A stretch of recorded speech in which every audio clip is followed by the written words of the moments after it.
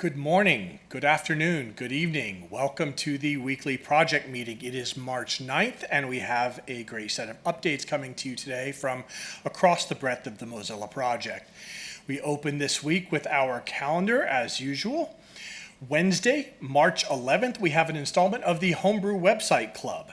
The Homebrew Website Club is a growing worldwide network of meetups for everyone who wants to take back their web experience from social media silos and own their online identities, content, and interactions.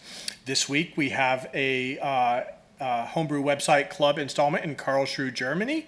You can see the link in the agenda for more information and RSVP. I think that's it for the calendar for the week. As usual, we have a list of later events and available tickets. The Mozilla DevRel team has complimentary tickets to a number of events, Mozilla-sponsored events, and we also have a list of upcoming, further than a week out events. And with that, we are going to jump right into our speaker section. The first speaker we have slated for today is Andy Kokendorfer, coming to us with the Weekly Minute. Take it away, Andy. Time for the Weekly Minute Update, where we tell you all the things that IT is doing to empower Mozillians in their mission to keep the web a global public resource, open and accessible to all. This is week 2 of March.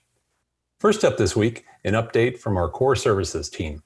This year, the team is embarking on an upgrade path to optimize how your devices connect to our global office networks. Since January, the team has upgraded the Infoblox appliances in the Berlin office during all hands and the Paris office last week. The upgrades will improve our uptime and keep us running for years to come. Now over to the audio-video collaborations team. 2 updates. First, on Air Mozilla, thanks to everyone for their contributions in 2019 towards providing valuable feedback to help improve our web streaming capability. 2020 will bring major changes as we look to address the critical deficiencies and improve the experience by replacing the Inexpo platform. Our team is currently evaluating several solutions. We will provide continual updates over the coming weeks. And lastly, the Zoom transition wraps up in our London office this week. The team will be on site to provide training and ensure all 8 conference rooms and 11 total spaces are handed back to our staff with proper care. Once complete, all 3 of our European offices will be officially rid of video. More details coming by clicking on the link. And that's it for the minute. We'll see you next week. Thank you, Andy. I'm going to jump back up to the calendar. We've had a late-breaking edition, and that is Saturday, March 14th, we have Indie WebCamp London 2020. This is the first in London. It happens Saturday and Sunday, March 14th and 15th at the Microsoft Reactor London, 70 Wilson Street, London, UK. It's a gathering for independent web creators of all kinds, from graphic artists to designers, UX engineers, coders, hackers, to share ideas, actively work on creating for their own personal websites, and build upon each other's creations. There is a link in the agenda to the wiki page with more information and an RSVP link. RSVPs just closed yesterday, so please message Contact T on Slack for a ticket if you need that. We are going to jump back down to our presentations, and the second presentation we have for today is me, Asa Dotzler, coming to you with your weekly Firefox update. Firefox 73.0.1 is our current stable release, and no other releases for 73 are planned. 74 is in the beta channel, and that goes to our stable release audience tomorrow, Tuesday, March 10th. Firefox 74 users will enjoy an improved login management with the ability to reverse alphabetical sort in Lockwise. We also have easy importing of bookmarks and history from the new Edge browser on Windows and Mac. Add-ons installed by external applications can now be removed right in the Add-ons Manager, and going forward, only users can install add-ons. They cannot be installed by an application. Firefox 75 was in the nightly channel this last week. 75 hits our stable release on April 7th. Today is merge day, and nightly just became version 76. Over the last week, there have been about 440 bugs resolved as fixed, including these notable changes. On Linux and Mac, Firefox's Session Restore will now restore Windows to their correct virtual desktop and workspace. A pair of long-standing bugs have been resolved. When you restart Firefox and it restores your session, if you had Windows spread across multiple virtual desktops on Linux or multiple spaces on Mac, those windows will be restored to their proper space. Address autocomplete will no longer suggest switching to the current tab.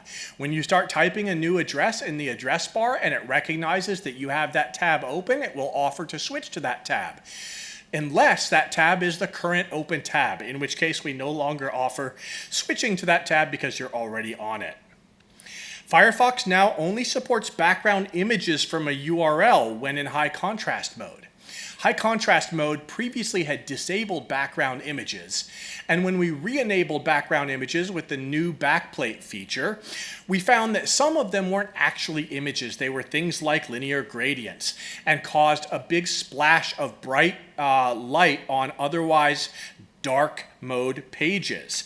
So in order to rectify some of those situations, we have dropped support for background images that are not backed by a URL. The Firefox menu now has an import from other browsers menu item for quick and discoverable access to import. Many users couldn't find the import feature buried in the toolbar, and now it's right there in the Firefox menu, easy and discoverable to access. And last but not least for this week, Firefox now supports ARIA annotations. ARIA annotations allow for screen readers, though they don't yet have support, the browser is early here in this, to properly navigate and interact with annotations on websites like Google Docs, where you have comments or suggestions or edits, and we now have support for ARIA annotations in Gecko. With that, we move to our final presenter of the day, Kelly Davis, with the Emerging Technologies update. Take it away, Kelly. Hello. I'm going to give you the ET update. First, I'm going to need to share my desktop, and I'm going to do this with the help of our TTS voice, who will actually do the real work here. World events. As the global community prepares and reacts to the COVID-19 outbreak, a number of conferences have been canceled, and companies have expanded remote work options. As a result, there has been a significant increase in inbound requests for Hub's virtual conferencing. ET Speaker Series. We were happy to welcome Nicole Ellison from the University of Michigan for her talk entitled Social Media and Well-Being Moving Beyond Active versus Passive Activities. She discussed her work around social media and well-being, particularly looking at the role of the non-click as a deliberate way to avoid both corporate and social surveillance. This work was inspired by scholarship on well-being outcomes that often characterizes browsing but not clicking activities as passive use, contrasting it with more desirable active use.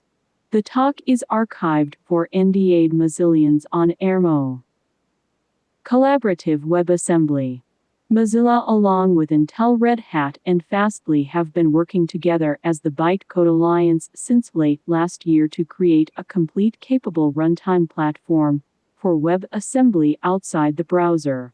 This past week, Fastly published a blog post highlighting that they plan to contribute their Lucid WebAssembly runtime to that effort. Lucid was initially developed as a closed-source runtime designed for edge computing and incorporates a number of noteworthy performance and scalability enhancements. Fastly is already working with us to bring those advantages to our open-source Wasmtime WebAssembly runtime, which will serve as the core of the Bytecode Alliance platform.